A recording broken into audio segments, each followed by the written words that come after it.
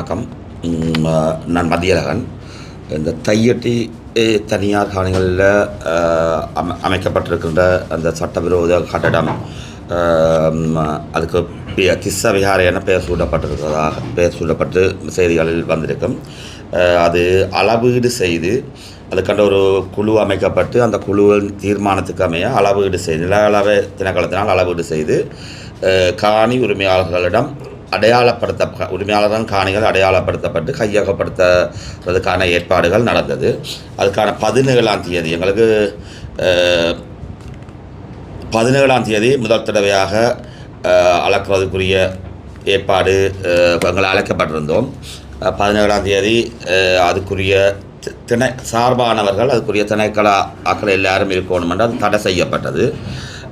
பிறகு 2 நாள் முந்தின நாள் அந்த அளக்கிறதுக்கான ஏற்பாடு நடக்கப்பட்டிருந்தது. அங்கே எங்களை பிரதேச செயலர் தான் ஒரு கடிதம் மூலம் காணி உரிமையாளர்களுக்கு காணிகளை கொடுக்கிறதுக்காக என்று சொல்லி ஒரு கடிதம் மூலம் எங்களை அழைத்திருந்தார். அங்கே நில அளவு திணைக்களம் எங்களுக்கு வாய் மூலம் வழங்கப்பட்டது. யாழ்ப்பாண நில அளவு திணைக்களம் அளக்கப் போவதாகவும் கொழும்பிலிருந்து அவர் அதை பார்வையிடுவதற்காக 2 நில சேவைய சூப்பரண்டன்மார் வர்றதாக. ஆனால் நாங்கள் அங்கே சென்ற பொழுது கொழும்பிலிருந்து 2 டீம் அவர்கள் தான் அளப்பதாக எங்களுக்கு அறிய கிடைத்தது. மேலதிகமாக சில திணைக்களங்களும் அந்த எங்களுடைய காணிகள் அடாத்தாக பிடிக்கப்பட்ட இடத்துக்குள்ளே நின்றார்கள். காணி உரிமையாளர்கள் முழுவதுமாக ஐடென்டி கார்டு செக் பண்ணப்பட்டு தான் உள்ளுக்கு அனுப்பப்பட்டார்கள். அப்போ நாங்கள் அங்கே சென்ற பொழுது நாங்கள் அவர்களிடம் கேட்டது காணி உரிமையாளர்களின் காணிகளை அளவீடு செய்து அவர்களை அடையாளப்படுத்தி காணி உரிமையாளர்களுக்கு கையளிப்பதற்காக இருந்தால் எங்களுக்கு எழுத்து மூலம் நீங்கள் தர வேண்டும் என்று. ஏனென்றால் எங்களை இவர்கள் சந்திப்புகளுக்கு பிரதேச செயலகங்களுக்கு மாவட்ட செயலகத்துக்கு அழைத்த பொழுதும் எந்த ஒரு எழுத்து மூல ஆவணமும் எங்களுக்கு தரப்படவில்லை. அப்போ நாங்கள் மாவட்ட செயலாளர் வாய் மூலம் உங்களோட காணிகளை விடுவிக்க மாத்திரம்தான் அளக்கிறோம், அதை நீங்கள் நம்பலாம் என்று சொன்னதுக்காக தான் நாங்கள் அங்கே சென்ற எங்களுக்கு வழங்கப்பட்ட வாய்மூல தகவல்களை மீறி அங்கே சில திணைக்களங்களும் பல நபர்களும் இருந்த காரணத்தினாலே காணிக்காரரை விட பல நபர்களும் இருந்த காரணத்தினால் எங்களுக்கு சில சந்தேகங்கள் எழுது. ஆகவே நாங்கள் எழுத்து மூலமாக நீங்கள் தர வேண்டும் என்ற கோரிக்கையை வைத்தோம். அவர்கள் எழுத்து மூலமாக என்றால் அதில் தையட்டி மக்களுடைய காணி பிரச்சனை தான் அங்கே இருக்கிறது.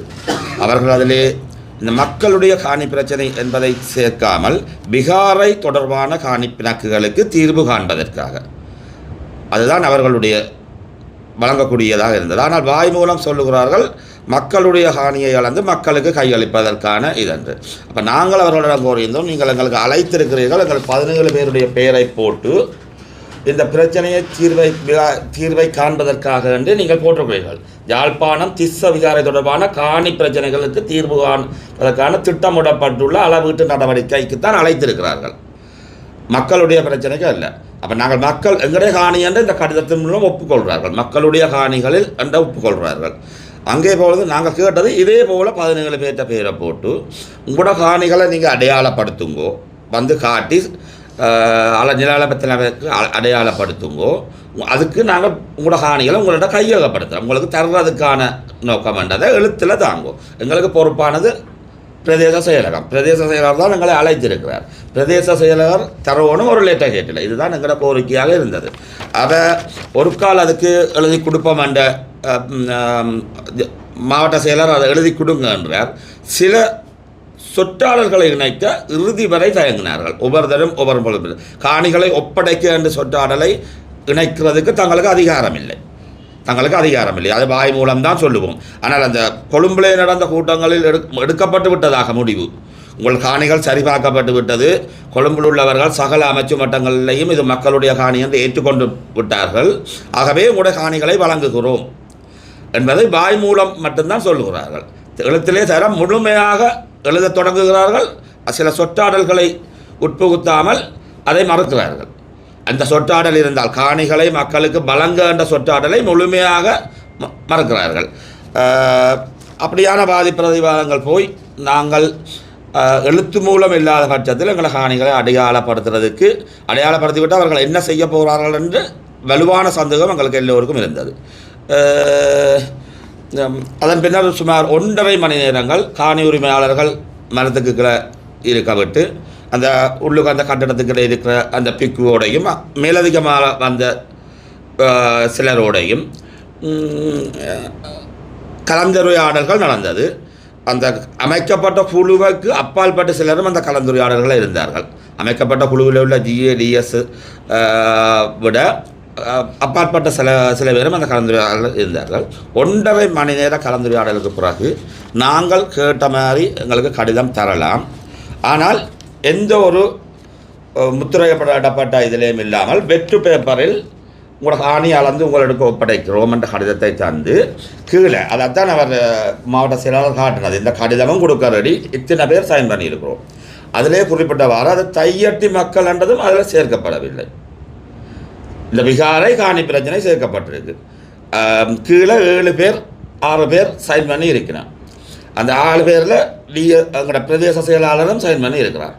அதை வெற்று பேப்பரில் அது வந்தபடியால் அது எங்களுக்கு ஆலோசனை வழங்கியவர்கள் இது வெற்று பேப்பர் உங்களுக்கு நாளைக்கு காணி விடுபடாமல் காணி கையகப்படுத்தப்பட்டால் நீங்களே கூட காணிகளை அடையாளம் காட்டுகிறீர்கள். அது ஏதோ ஒரு பகுதியூடாக கையகப்படுத்தப்பட்டால் இந்த வெற்று பேப்பருடன் 5 பேருண்ட சைனோட கொண்டு போய் எங்கேயும் நீங்கள் காட்ட மாட்டீங்கள். அதுக்கு வேறு விதமான பதில்கள் அளிக்கக்கூடிய வாய்ப்புகள் நிறையவே இருக்கிறது. எனவே வரலாற்றில் பல காணிகள் அப்படி சுவீகரிப்பு அண்டு பல நிகழ்வுகள் நடந்திருக்கு. ஆகவே அந்த எழுதப்பட்ட 6 பேரும் கூட குழுவில் நீங்கள் தீர்மானித்த அந்த 6 பேரும் பிரதேச செயலருக்கு அதை கொடுங்க. பிரதேச செயலர் இதில் எப்படி சொல்லியிருக்கிறாரோ அதை போல் இந்த தீர்மானம் இங்கே எடுக்கப்பட்டதுக்கு அமைய இந்த காணிகளை ஒப்படைக்கிறதுக்கான அனுமதி வழங்கப்பட்டிருக்கின்ற பிரதேச செயலர் இதில் தந்தால் தான் நாங்கள் அளக்க விடுவோம் என்றதை தான் நாங்கள் சொன்னது. இதில் முக்கியமான விஷயம் நாங்கள் உங்களுக்கு சொல்லணும். இந்த காணி அளவீடு செய்து அந்த காணிகளை கொடுத்தால் இந்த காணி உரிமையாளர்களை விட சந்தோஷப்படுறது வேறு யாருமே இருக்க முடியாது.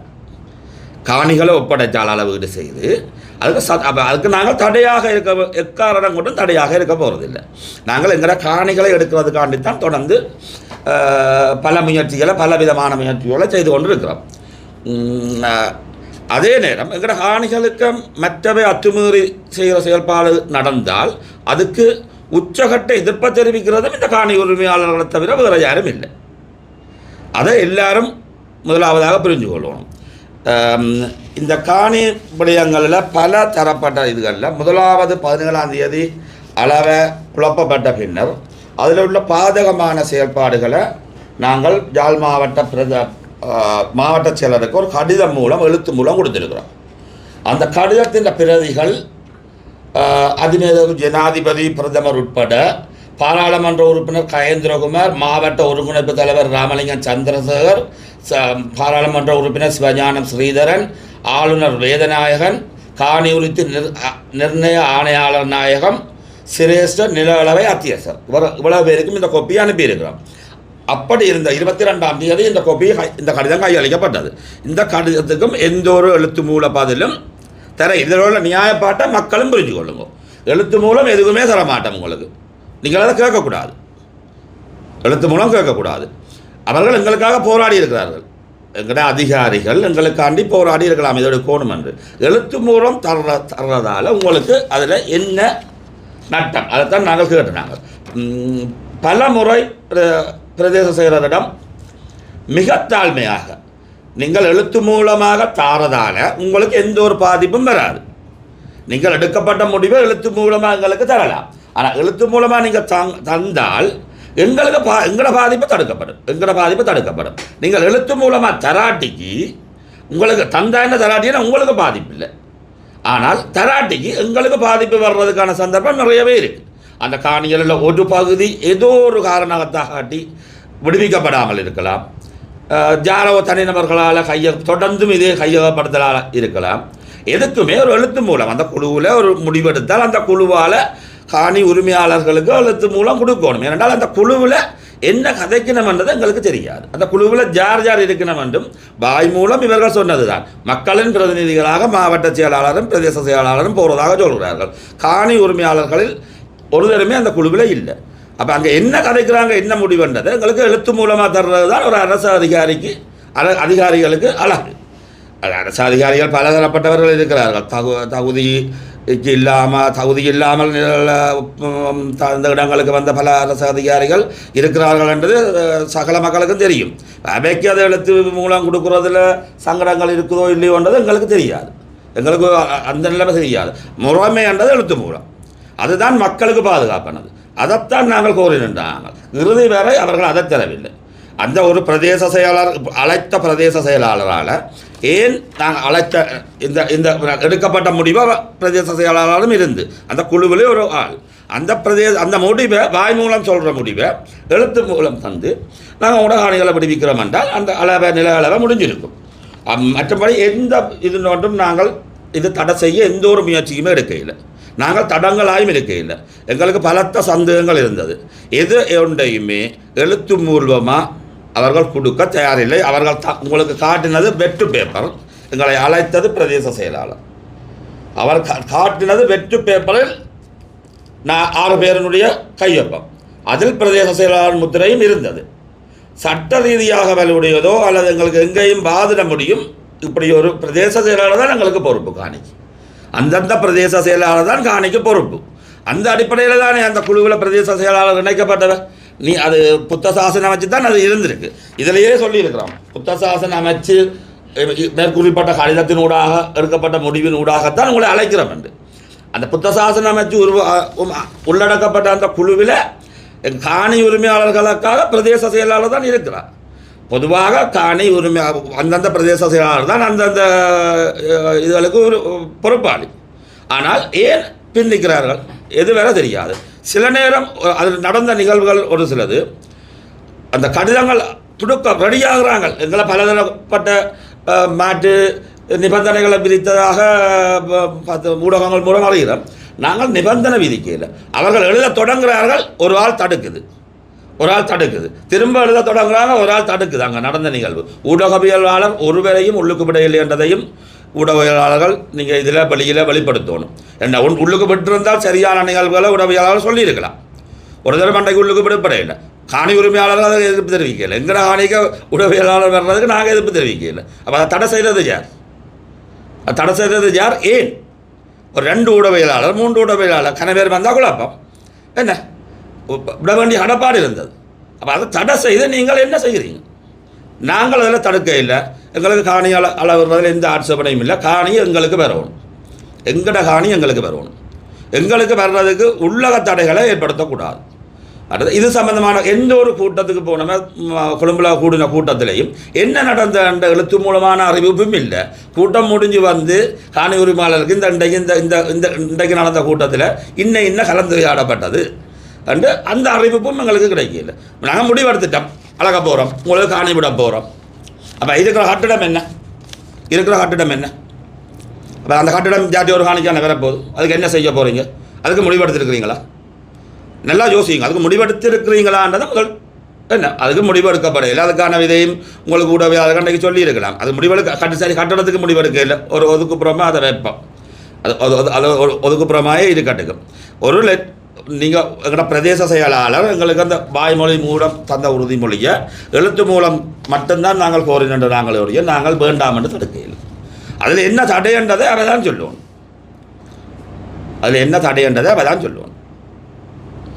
எழுத்து மூலம்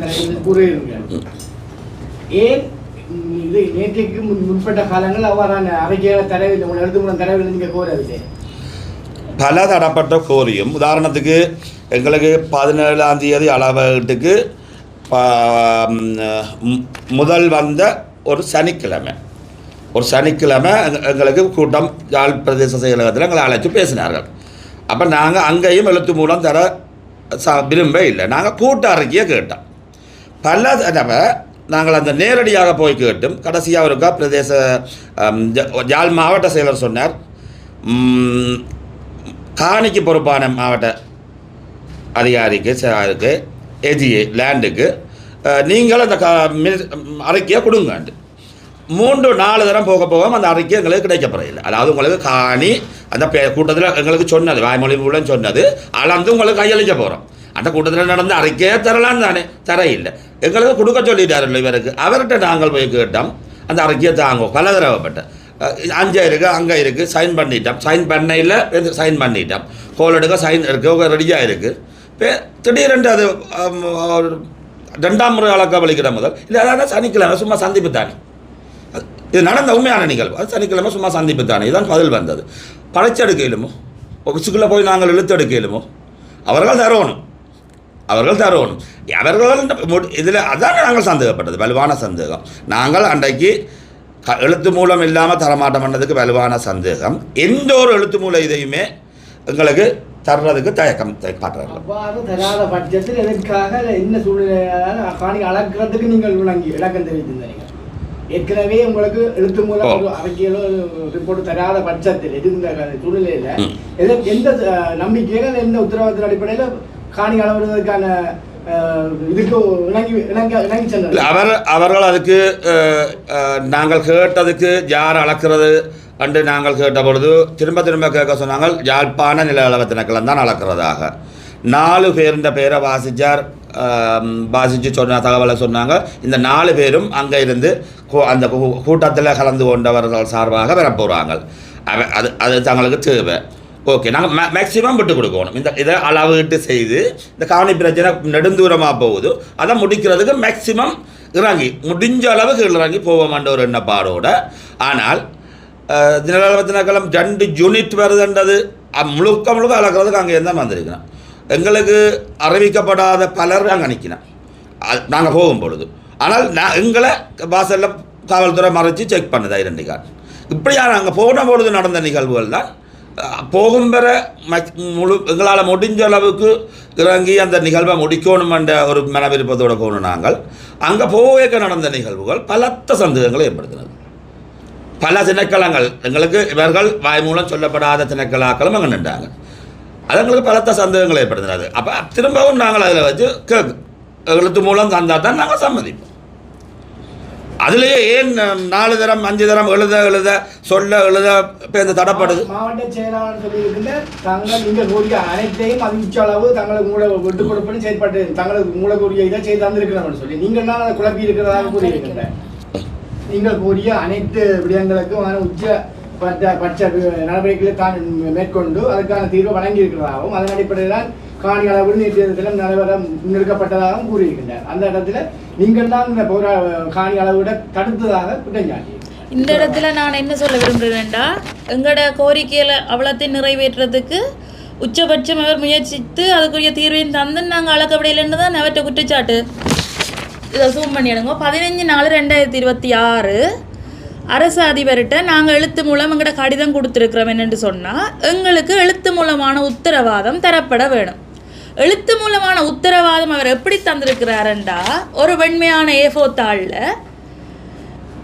3-4 தரம் திரும்ப அந்த கடிதம் டிராஃப்ட் பண்ணப்பட்டு அதில் சில வசனங்கள் சேர்க்கிறதுக்கு பலவாறான இழுவறைகள் இடம்பெற்று அத்தனை இழுவறைகளுக்கும் பின்னர் ஒரு 1.5 மணித்தியால கூட்டம் கூடி யாரை வைத்தென்றால் அந்த எங்களோட கையகப்படுத்தி இருக்கிற எங்களோட காணியில் அந்த குற்றத்திற்குரிய நபரையும் வச்சு அதற்கு ஒத்து உதவுவதற்கு வந்து அந்த குருந்தூர் மேலே விகாராதிபதியையும் வச்சு அந்த கூட்டம் 1.5 மணித்தியால் நடைபெற்று அதுக்கு பிறகு டிராஃப்ட் பண்ணின ஒரு லெட்டரோடு எங்களிடத்தை வந்தார்கள். இந்த கடிதத்தை நீங்கள் கேட்ட மாதிரி பிரிண்ட் பண்ணி சைன் பண்ணி தந்தால் ஓகேயா அளக்க.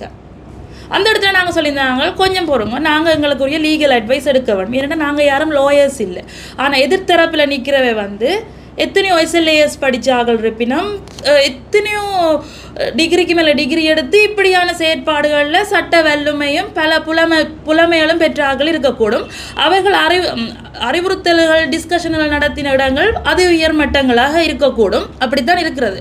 நாங்கள் சாதாரண காணி உரிமையாளர்கள், அப்பாவி மக்கள். அந்த இடத்துல கட்டாயம் நாங்கள் தேவை ஏற்படின் சட்ட ஆலோசனைகள் பெறுவதற்கு யாரும் தடுக்க இயலாது, தடுக்கவும் இல்லை.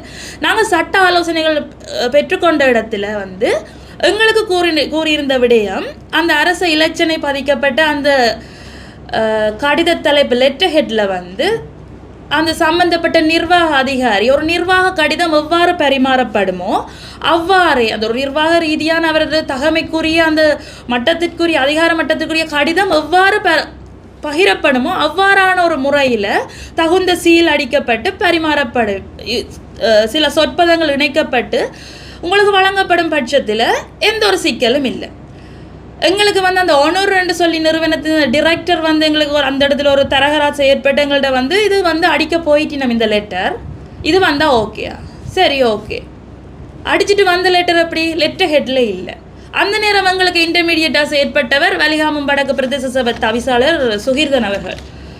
இந்த புத்தவிகார பிரச்சனையில் அவர் எவ்வாறான ஒரு துணிகரமான முடிவுகள் எல்லாம் எடுத்தவர் என்று நான் சொல்ல தேவையில்லை. இவ்வளோ துணிச்சல் அவர் முன்னின்று செயற்பட்டு இவ்வளோ தூரத்துக்கு அந்த பிரச்சனையை கொண்டு வந்து தீர்த்து வச்சவர் என்று நான் சொல்ல தேவையில்லை. இப்போ அவர் தான் இந்த முறை எங்களுக்கு இடையில ஓடுபட்டு தெரிகிறார். அவர் எனக்கு பேசுகிறார், அம்மா நீ கதையாத, நான் சொல்கிறேன் இந்த பேப்பரில் இருக்கிறது செல்லுபடியாகும். 6 திணைக்கள அதிகாரிகள் 6 அந்த கமிட்டியில் இருக்கிற 6 பேரும் சைன் பண்ணியிருக்கிறோம். இதை விட வேறு என்ன தேவை? 6 அறிவு இருக்கு. 6 பேரும் என்னென்று பிரதேச செயலர் கடித தலைப்பில் வந்து சைன் பண்ணி நான் சொன்னேன் 6 பேர் எனக்கு தேவையில்லை. நாங்கள் 15ஆம் தேதியிலேருந்து கேட்குறது எங்களுக்கு பிரதேச செயலரோ இல்லை மாவட்ட செயலரோ சம்மந்தப்பட்ட பிரச்சனைக்குரிய எங்களோட காணிகளுக்கு பொறுப்பான அந்த அதிகாரி சைன் பண்ணி எங்களுக்கு தருவணும். அந்த 6 பேர் யாருன்னு எனக்கு தெரியாது. அந்த கமிட்டியில் நான் இல்லை. கமிட்டி சம்மந்தமான எந்த விஷயமும் எனக்கு தெரியாது. கமிட்டியில் 6 எவன் இருக்கிறான்ற விஷயம் எனக்கு தெரியாது. அந்த கமிட்டியில் என்ன தீர்மானம் எடுக்கணும்ன்ற விஷயம் கூட எங்களுக்கு எந்த ஒரு அறிவித்தலும் இல்லை. அந்த கமிட்டி கூட போது கூட்டம் நடக்க போதுன்ற முன் அறிவித்தலும் எங்களுக்கு தெரியப்படுத்தப்படுறதில்ல. அந்த கமிட்டி கூட்ட முடியாத கூட்டத்தில் என்ன நடந்தன்ற விஷயமும் எங்களுக்கு தெரியப்படுத்துறதில்ல. அப்போ யாரோ ஒரு 6 பேர் 7 பேர் அந்த கூட்டத்துக்கு வந்து பின்னர் அறிய கிடைத்தது இந்த திஸ்ஸ விகாராதிபதி ஜிந்தோட்ட நந்தாராம தேரர் பங்கு பெற்றுவார். காணி உரிமையாளர் நாங்கள் அந்த கமிட்டியிலையும் இல்லை, அந்த கூட்டத்தில் பங்கு பெற்றிருக்கிற உரிமையும் எங்களுக்கு இல்லை. அப்படியான பட்சத்தில் எங்கள் ஒரு நாட்டின் ஏதோ ஒரு மூலையில் ஏதோ ஒரு 6 நபர்கள் சந்தித்து கூட்டம் கூடி எடுத்த முடிவு தீர்மானத்திற்கு அமைவா அந்த 6 பேரும் ஒரு வெள்ளை பேப்பரில் சைன் பண்ணி எங்களுக்கு தெரியணுமெண்டா அதை நாங்கள் எப்படி ஏற்றுக்கொள்கிறது? அதுக்கு பிறகு நாங்கள் சண்டை பிடிச்சி வாதாட பிறகு ஒரு 1/2 மணி நேரத்தில் தருவோம் எல்லாமா பிரதேசத்தில் தன் சீல் எடுத்து குத்துறோம். இதை ஏன் மிஸ் நீங்கள் உங்களோட லெட்டர் ஹெட்டில் குத்தி தரையலாது, என்னால் தரையலாது. அப்போ நீங்கள் பயப்படுறீங்கள் என்னென்று சொன்னால் வாயால் சொல்கிறத எழுத்து மூலம் தர நீங்கள் பயப்படுறீங்க. எப்படி என்று சொன்னால் இந்த காணி அளவடியினம் ஆனால் உண்மையில் 100க்கு 100 கையளிக்க போகினமோ அல்லது அதில் ஏதாவது சூழ்ச்சிகள் இடம்பெறுமோன்னு நீங்கள் பயப்படுற பட்சத்தில் உரிமையாளர்களாகிய நாங்கள் எவ்வளவு தூரம் பயப்படணும்? இந்த காணியை விடுவிக்கிறதுல என்ன தவிர காணி உரிமையாளராகிய என்ன தவிர ஒரு வீதம் கூட வேறு எந்த ஒரு நபருக்கும் அதில் அதிகபட்ச அக்கறை இருக்காது. ஆகக்கூடின அக்கறை எனக்குத்தான் இருக்கும். அதே நேரம் நான் என்னோட சொல்லிக்கொள்ள விரும்புகிறேன், இந்த காணி எவ்வளோத்துக்கு எவ்வளோ விடுவிக்கப்படணுமோ அவ்வளோத்துக்கு அக்கறை இருக்கிற எனக்கு எவ்வளவு தூரம் அந்த காணி 1 வீதம் கூட தேவையில்லாமல் அந்நியற்ற கையில் அகப்பட்டுறக்கூடாதுன்னு சொல்லி ஆகக்கூடிய கரிசனையும் என்ன தவிர அந்த இடத்துல வேறு என் சார்பாக அந்த கூட்டங்களில் கலந்து கூறுகின்ற அந்த மாவட்ட செயலருக்கோ அல்லது இடை நடுவில் விழுந்தடிச்சு கொண்டு வந்து 2 பேருக்கும் தரகராக ஓடி திரிந்த அந்த வழிகடக்கு பிரதேச சபை தவிசாளருக்கோ இருக்கிறதாக நான் கருதவில்லை. இப்போ எனக்கு இந்த இடத்துல அதிகபட்ச உரிமையும் அக்கறையும் கரிசனையும் இருக்கிற பட்சத்தில் நான் அந்த கடிதம் கேட்டதில் எந்த தவறும் இல்லை. அப்படி அந்த வெற்று பேப்பரில் அந்த கடிதம் மாவட்ட செயலர் சொல்கிறார் கடித தலைப்பு என்ன கடித தலைப்பு அப்பயே நீங்கள் கட்டுக்கட்டா லெட்டர் கெட்டு அடிக்கிறீங்க. உங்களோட நிர்வாக கடிதம் எல்லாம் இப்படி ஃப்ராங்கை குத்தி வெள்ளை பேப்பரில் ஒரு A4 பண்டில் எடுத்து கொடுங்களேன். இந்த கடிதங்கள் உங்களுக்கு புத்தசாசனம் அமைச்சு வெள்ளை பேப்பரில் தான் நீங்கள் ஏற்றுக்கொண்டிருப்பீர்களா? சரி, அவ்வாறு சட்ட ரீதியான வலுவான கடிதம் வேண்டி நீங்கள் உறுதியாக நம்பிக்க அந்த கடிதத்தை வேண்டி உங்களோட ஃபைலில் கட்டுங்க. கட்டி போட்டு அதை கோட் பண்ணி எனக்கு லெட்டர்றாங்க. அதைத்தான் நாங்கள் சட்ட ரீதியாக வலுவான கடிதம் வேண்டாம் அந்த கடிதத்தை எங்கூட ஃபைலில் கட்டுங்க. இப்போ இந்த கடிதம் நான் உங்களை எல்லார்டையும் இப்போ நீங்கள் நிறைய பேர் எங்களோட வாக்குவாதப்பட்டிருக்கிறீங்க, அந்த கடிதத்தை நீங்கள் ஏற்றுக்கொண்டிருக்கலாம். நீங்கள் வந்து பிரதானமான ஒரு கட்சியின் ஒரு பின்னணியில் தான் செயற்பட்டிருக்கிறீங்கன்ட்டு வலிவடக்கு பிரதேச தவிசாளர்னு சொல்லியிருக்கிறார். நிறைய பொதுமக்களும் இந்த ஊடகவியலாளர் இந்த வீடியோஸில் வந்து பதிவிட்டிருக்கீங்க. நிறைய பேர் தனிப்பட்ட ரீதியிலையும் எடுத்து எங்களோட ஆர்கியூ பண்ணியிருக்கேன். நான் ஒரு விஷயம் கேட்குறேன், சரி இந்த காணி அளவிட்டாச்சுது நாளைக்கு ஏதோ ஒரு வகையில் ஏதோ ஒரு காரணத்தை சொல்லி எதிர்த்தரப்பில் பல சக்திகள் இருக்கின்றன அவருக்கு, கையகப்படுத்தப்பட்டது. நாங்கள் இந்த ஒற்றையை கொண்டு கோர்ட்ஸில் போவோம். சரி, ஒரு ஆர்டிஐ போடுறேன்டா, இதுக்கு ஒரு கடித தொடர் இலக்கம் இருக்கா? எனது இல உமது இலண்டு இந்த கடிதைகள் இருக்கிற மாதிரி ஏதாவது இலக்கம் போட்டாங்களுக்கு தந்தவ இல்லை. இதுண்ட கொப்பியோ பிரதி அவன் எந்த நிறுவனத்தின் ஃபைலில் கட்டுப்பட போகுது? அவ எங்களுக்கு இந்த கடிதம் தந்ததுக்குரிய அத்தாட்சி என்ன? நாளைக்கு நான் ஆர்டிஐ போட்டு எடுத்த என்னத்தை நான் வச்சு ஆர்டிஐ போட்டு எடுக்கிறது? அந்த கடிதத்தை எத்தனையோ பேருக்கு இந்த கடிதத்தை சந்தேகம் வரைக்கும் ஆர்டிஐ போட்டு எடுக்க பார்ப்பார்கள். எதை வச்சு எடுக்கிறது அந்த கடிதம்? ஒரு அரச இலட்சண ஒரு கடித தலைப்பில் இல்லாத கடிதத்தை நான் எங்கே போய் கேட்குறது? நாளைக்கு இதுக்கு அன்றைக்கு மினிஸ்டர் கூட பிரதேச செயலர், மாவட்ட செயலர், சம்பந்தப்பட்ட அதிகாரி எல்லாம் நடந்த 15ஆம் தேதி நடந்த 11ஆம் தேதி 4ஆம் மாதம் நடந்த கூட்டத்தையே மீட்ஸ் கேட்கிற பட்சத்தில் கடைசியாக எங்களுக்கு 16ஆம் தேதி மாவட்ட செயலர் சொன்னது, அது என்ன கூட்டமா? அது உத்தியோகபூர்வ கூட்டம் இல்லை, அது ஒரு கலந்துரையாடல். அதுக்கு மினிட்ஸ் நாங்கள் எடுக்கவும் இல்லை, எழுதவும் இல்லைன்னு முதல் சொன்னேன். அடுத்த முறை நாங்கள் திருப்பி கேட்டோம், இல்லை எழுதினது சைன் பண்ணினது தரையில்லைன்னு சொன்னீங்க. அது சும்மா 4 வரி எழுதினாங்க. இப்போ இப்படி நிமிடத்துக்கு நிமிடம் உருட்டுகள் பல விடுற இந்த அரசு அதிகாரிகளை நம்பி ஒரு வெள்ளித்தாளில் அந்த கடிதத்தை வச்சு நாளைக்கு அவருக்கு பிள்ளை இது நான் உனக்கு தந்தனானா? அம்மா நீ என்ன நீ இப்படி இல்லை வேண்டோணும், உனக்கு இந்த அறிவு கூட இல்லையா அம்மா? அவங்க நம்ம இல்லையா அங்கட வெளிவடக்கு பிரதேச தவிசாளர் முந்தி கொண்டு வந்து கேட்பேன். விளங்குது தானே? அப்போ என்ற பாதுகாப்பில் நான் யார் என்னத்தையும் கதைச்சிட்டு போகட்டும். இந்த இன்றைக்கு உண்மையாக சமூக ஊடகங்கள் முழுக்க காணி உரிமையாளர்களை தான் வறுத்தெடுத்து கொண்டிருக்கிறோம். என்ற பாதுகாப்பிலையும் என்ற உரிமையிலையும் நான் மிக கவனமாக தான் இருந்து செயற்பட்ட நான். அளவிடங்களுக்கு விருப்பம்தான், ஆனால் இவ்வளவு நிபந்தனைகளும் காணி உரிமையாளர்கிட்ட என்ன இல்லாத நிபந்தனை என்று சொல்லி இருந்தவர் நியாயமற்ற கோரிக்கைகள் எப்படி இருக்கு கதை என்று பாருங்க. காணி உரிமையாளர் நான் என்ற காணிக்க சட்ட ரீதி இல்லாமல் ஒரு ஆள் குடியேறி இருக்கிறார், அவர்கிட்ட உறுதி இருக்கோண்டு கேட்க உங்களுக்கு அதிகாரம் காணாது, அவரை வெளியேற்ற அதிகாரம் காணாது, அவருடன் கூட்டு சேர்ந்து தான் முடிவுகள் எடுக்கிறீர்கள். நாங்கள் எழுத்து மூலம் தர சொல்லி கேட்டது, இந்த கூட்ட அறிக்கைகள் தர சொல்லி கேட்கறது எல்லாம் ஒரு நியாயமற்ற கோரிக்கை என்று ஒரு மாவட்ட செயலர், தகுதி வாய்ந்த மாவட்ட செயலர், எத்தனையோ பட்ட பின் கற்கைகள், எத்தனையோ பரீட்சைகள், தடைதான் பரீட்சைகள் எல்லாம் பாஸ் பண்ணி வந்த ஒரு மாவட்ட செயலர் எங்கட கோரிக்கைகளை நியாயமற்ற கோரிக்கைகள் என்று சொல்லி தவிர்க்கிறாரண்டா, அவர் எங்கட பிரதிநிதியாக அந்த கூட்டத்தில் போய் கதைக்கிறாருன்ற விஷயம் எங்களுக்கு சார்பாக கதைக்கிறாருன்றதை நாங்கள் எப்படி நம்பிக்கொள்வது? சரி, அப்போ உங்களுக்கு ஏன் அளக்க வந்தீங்கன்னு கேட்குறீங்க. அளக்க வரும் பிறையும் நாங்கள் இருந்தால் கடைசி மினிட்ஸ் வரைக்கும் நாங்கள் ட்ரை பண்ணுவோம், நாங்கள் எஃபர்ட் போடுவோம். இப்படி ஏதும் ஒரு கடிதம் எடுக்கிற பட்சத்தில் நாங்கள் தண்டோம். அவை ஒரு கடிதம் ஒரு சைன் பண்ணி தர பயப்படுற ஒரு பட்சத்தில் நாங்கள் எப்படி அந்த சர்வே டிபார்ட்மெண்ட் அதிகாரிகள் கடிதத்தில் நாங்கள் ஒப்பமிடுறது? முதலாவது விஷயம், எங்களுக்கு உரிமை இருக்குது, சர்வே டிபார்ட்மெண்ட் எங்கட காணிக்கு இறங்குதுண்டா அவனுக்கு ரிக்வசிஷன் லெட்டர் எங்களுக்கு காட்ட வேணும். அது காட்டுற உரிமை, கேட்குற உரிமை எங்களுக்கு இருக்குது. அதை கேட்கிற பட்சத்தில் நில அளவு திணைக்கள அதிகாரிகள் சொல்லினோம் தாராளமாக காட்டலாம்னு மாவட்ட செயலர் குறுக்க பூந்து சொல்லுறார். காட்ட தேவையில்லை சொன்னா சரி, அந்த இடத்துல கட்டாயம் ஊடகங்கள் இருந்திருக்க வேணும். அவ்வளோ அநீதி எங்களுக்கு காட்ட தேவையில்லை கூறினால் சரி. சிங்கள மொழியில் ஒரு கடிதத்தை எடுத்து வச்சிருக்கிறார் நில அளவு அத்தியட்சர் யாழ்ப்பாண பிராந்தியம். சிங்களத்தில் இருக்குது, நான் தமிழில் சொல்லுறேன் என்ன எழுதியிருக்கேன்ட்டு. மேற்குறிப்பிட்ட யாழ்ப்பாணம் திசவிகாரை தொடர்பான வழக்குகளை அந்த உரிமையாளரின் காணிகளை அளவிட்டு வழங்குவதற்காக நடவடிக்கை எடுக்குமாறு இந்த நில அளவு திணைக்களத்துக்கு அறிவுறுத்தல் வரும். யாழ்ப்பாண திசவிகாரை தொடர்பான காணிப்பிடக்கு எங்கே இருக்குது? யாழ்ப்பாண திசவிகாரை ரிஜிஸ்ட்ரேஷன் இருக்குதா? ரிஜிஸ்ட்ரேஷன் இல்லை.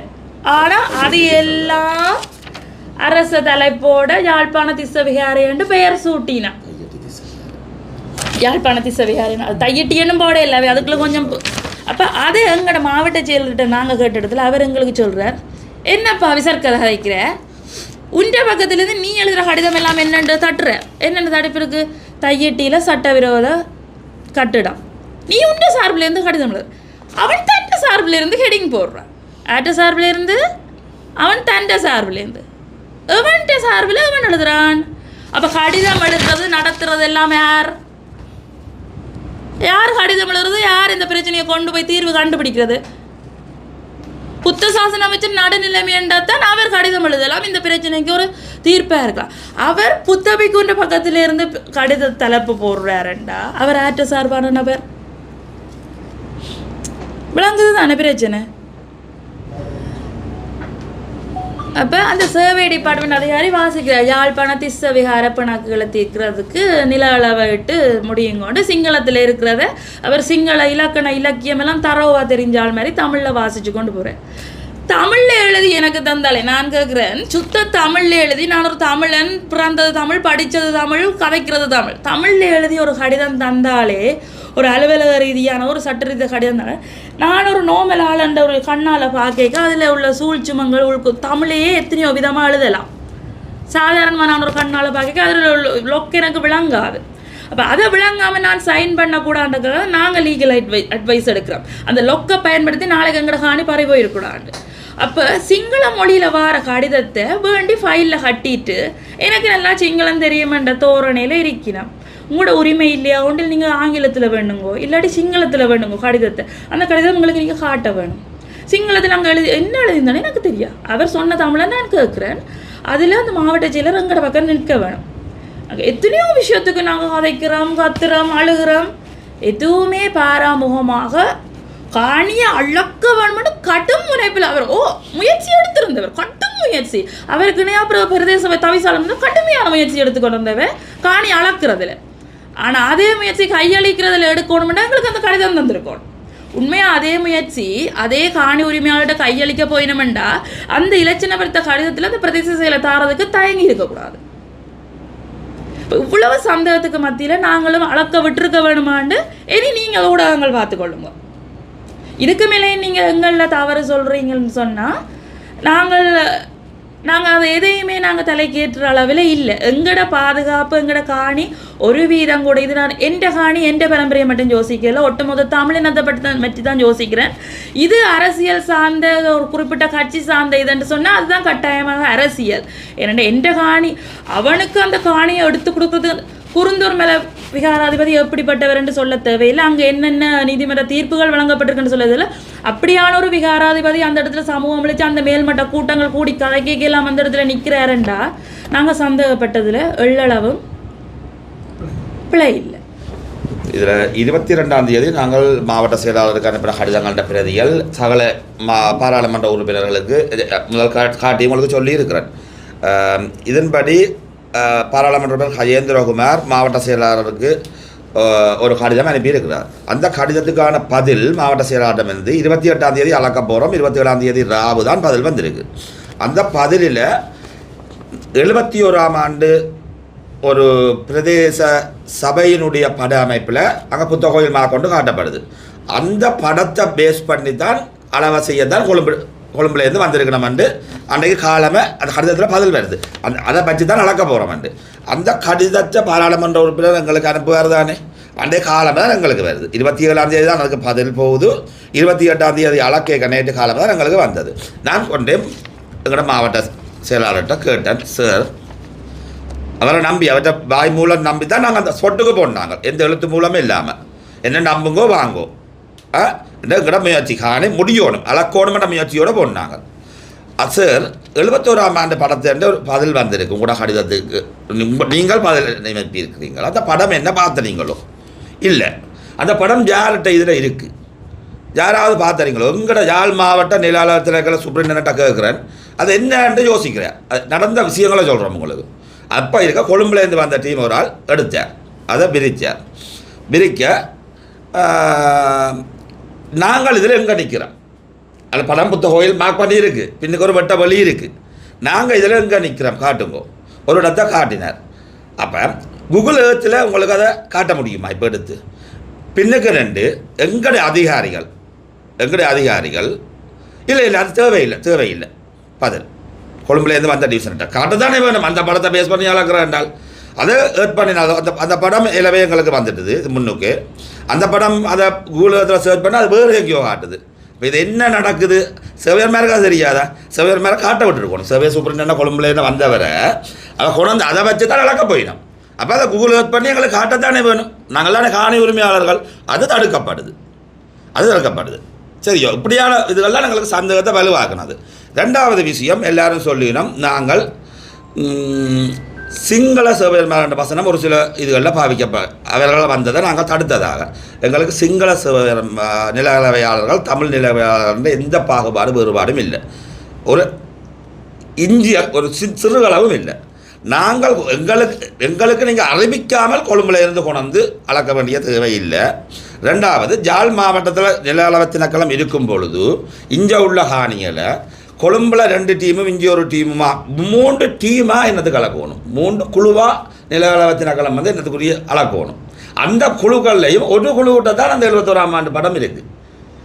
அதை பேஸாக வச்சுக்கொண்டு தான் அளக்க போகிறோம்னு மாவட்ட செயலாளர் தான் இதை அறிவித்தது பாராளுமன்ற உறுப்பினருக்கு.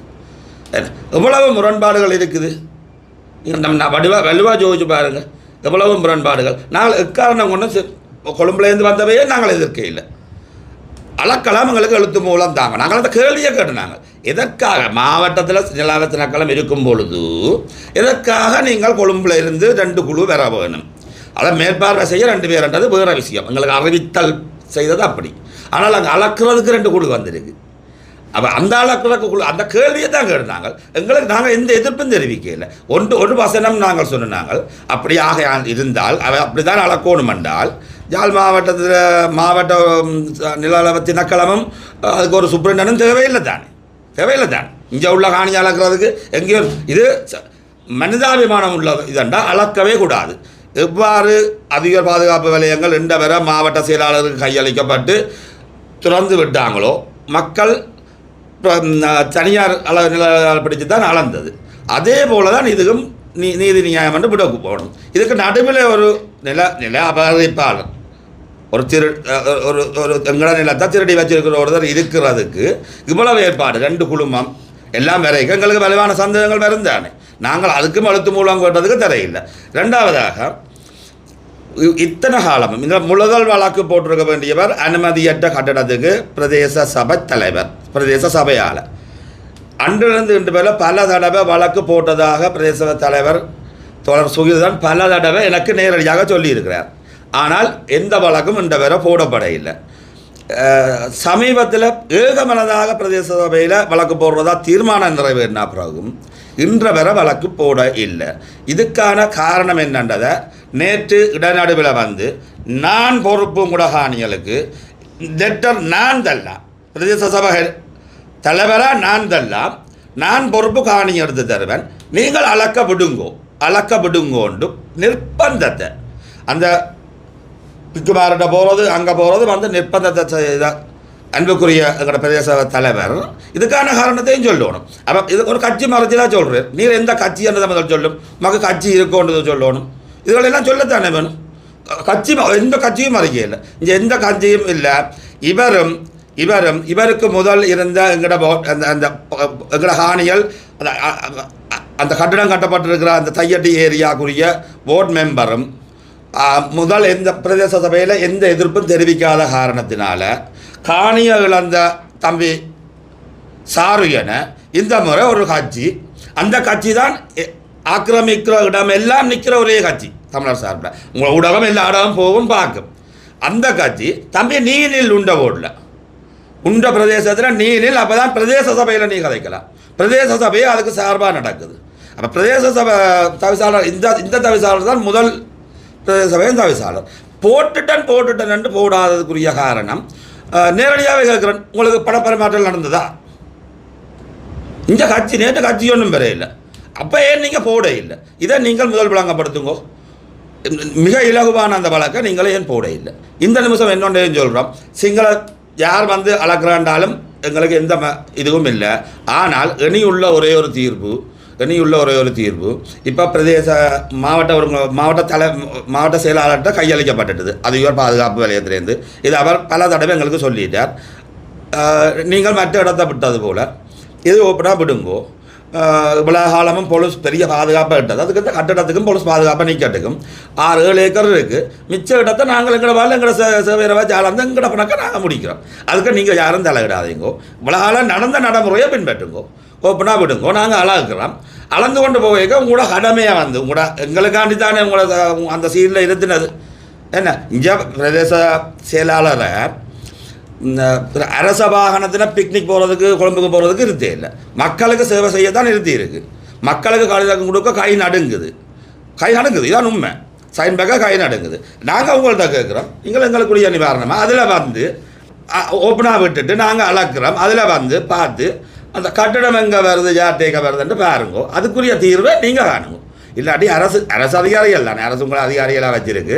அரசாங்கம் அதுக்குரிய தீர்வை காணணும். என்னென்றால் மக்களுக்கு இன வேற்றுமே இல்லை, மத வேற்றுமே இல்லை சொல்லி வந்த அரசாங்கம் இதுவரை அதை பின்பற்றினால் அதன் மூலம் இந்த தீர்வை கண்டு எங்கட இடத்தை விடுவிக்கணும் என்ற கோரிக்கையை வைக்கிறோம். ஒருவேளை காணிகள் அளவிடப்பட்டு காணிகள் ஒப்படைக்கப்படும் பட்சத்தில் திசை விகாரை கட்டப்பட்ட திசை விகாரை இருக்கும் நிலப்பிறப்பு குறித்து உங்களோட முடிவு வரலாக இருக்கும். அது எங்களுடைய முடிவு. அங்கே ஒரு பிரதேச சபை இருக்குது, அதில் அனுமதி பெறாமல் கட்டப்பட்டது. அதுக்கு பிரதேச சபை அதுக்குரிய செயல்பாட்டை செய்யணும், சட்ட நடவடிக்கை. இல்லாட்டி பிரதேச சபை கலைச்சு போட்டு நாங்கள் எங்களால் செய்ய முடியலை. பிரதேச சபைக்கு அதிகாரம் இல்லை. எங்களோட மக்களை தனிநபர்களை வறிய மக்களை ஏமாற்றி மதுளை உடைக்க மட்டும் டிக்கெட் உடைக்க மட்டும்தான் எங்களுக்கு அதிகாரம் இருக்குது. ரோட்டுக்கு கமிஷன் அடிக்கத்தான் அதிகாரம் இருக்குண்டா இதுக்கு அந்த கட்டணத்துக்கு மாத்திரம் அதிகாரம் இல்லாட்டிக்கு பிரதேச சபை வேண்டாம். அடுத்த தேர்தலையும் ஒரு தரம் கேட்காதீங்கோ, வழக்கு பிரதேச சபையே வேண்டாம். அவன் நடவடிக்கை எடுக்கட்டும்.